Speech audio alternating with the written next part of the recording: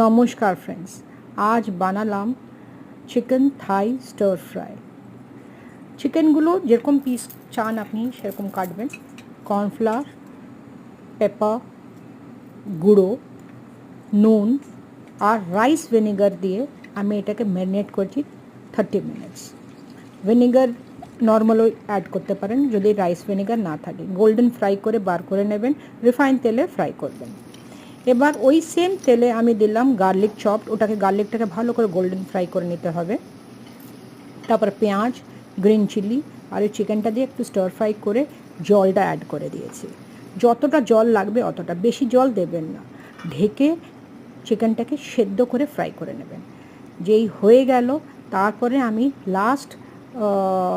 লাস্টে আমি দিচ্ছি বেল পেপারস, মিক্সড হার্বস, একটু লেবু, বেসিল পাতা অনেকটাই, স্প্রিং অনিয়ন দিয়ে ভালো করে একটু স্টার ফ্রাই করে দেবো। বেশি করে ফ্রাই করবে না, নাহলে এই যে গ্রিন যে ব্যাপারটা আছে ওটা চলে যাবে। ওস্টারশায়ার সস দিয়েছি, নুন দিলাম আর এই গুড়টা দিয়েছি, পাম গুড়। না থাকলে নর্মাল গুঁড়ো দিতে পারেন। দিলাম একটু বাটারটা দিলে ফ্লেভারটা কিন্তু দারুণ হয়ে যাবে। Chicken Thai fry is ready. Enjoy করুন। By Nandini from ন্যান্স।